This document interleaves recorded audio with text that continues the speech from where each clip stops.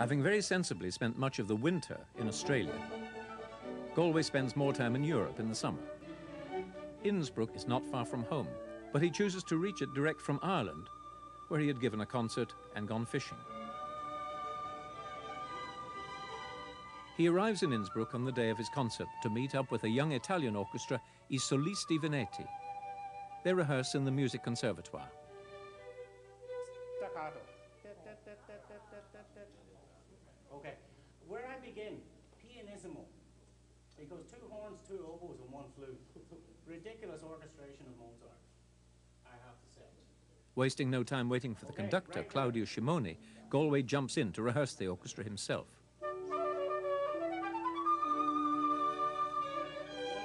One more time, right there.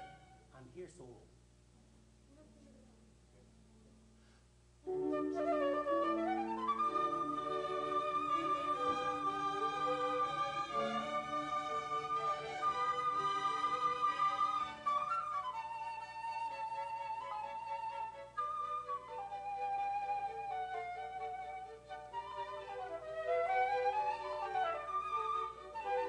Galway and Claudio Scimoni first met on a Dutch television program 15 years ago and have had a special relationship ever since. I decided I'm not playing with any other orchestras except Claudio and the Solisti and the Württemberg Chamber Orchestra, because there's so many orchestras and everybody tell me, oh Jimmy, why don't you play with our orchestra? I think it's better to have 2 real good friends than 300 acquaintances.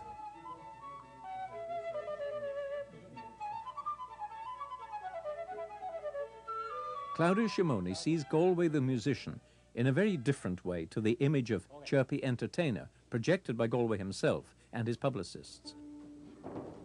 Now we're ready for you. What has impressed me very, very much of James Galway is not what the people usually love in him. Jimmy shows himself as a man very brilliant, a great musician with an enormous technique and a beautiful sound, but somebody always very happy and a little bit superficial. What has impressed me is absolutely the contrary. Like many artists, Jimmy doesn't like to show how deep is his research and how many doubts are under his apparent assertive character. He likes to be very assertive in rehearsal to show that he's there and that everything is easy for him and the others must bow and be. And while it's not absolutely true, like the greatest artists, Jimmy deeply thinks about what he is going to do, and he's always, after having played, performed or rehearsed, he always criticizes very widely what he's doing. Maybe they think I'm not a serious guy, but you know, you don't have to look like Herbert von Karajan to be serious. I mean, he never smiled at all, ever. He would conduct happy music with the same expression on his face as dead music. You know, it didn't matter to him if it was the Siegfried's funeral or the marriage of Figaro. Herbert always had the same. Maybe he didn't like music. I don't know, but you see, I'm a different type. I'm sort of Celtic, you know, and I enjoy the way Celtic people are. They're always happy and, you know, ready for a good time. And I think life on this planet is too short to go around like an old German philosopher. But I do take the interpretation of classical music very serious, and I think it is a serious business.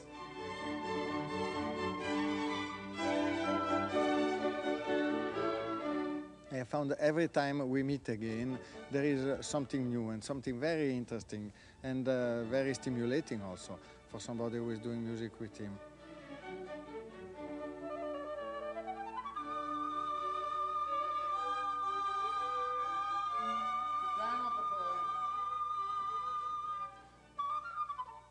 Claudio, I prefer solo violins. I have a long D of interest.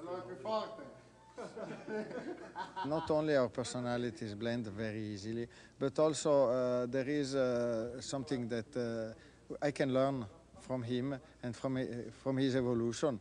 Can we do your cue? Le tratta flauto.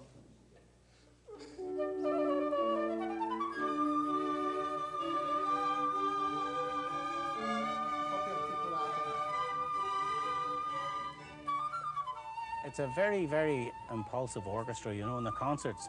Claudio sometimes will just say, begin this scale, pianissimo. So we make da da da da da da da da da da da, whereas everybody else is busy going da da da, and they've already figured it out before.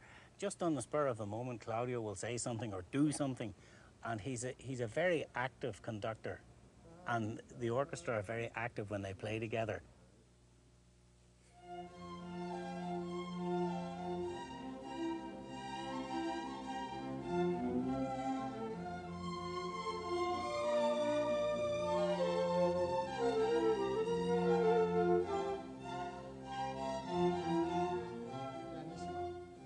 From all of Galway's wide-ranging repertoire, Shimoni particularly approves of his approach to the composers of the Baroque period in the 17th and 18th centuries.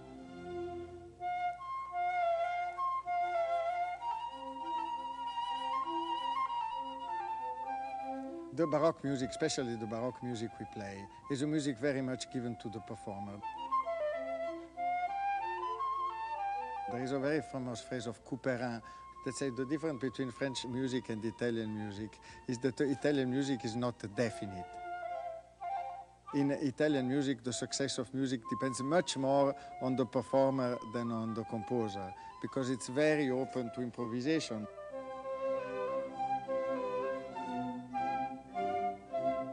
Every time we are in front of an audience with Italian music, we must speak it differently.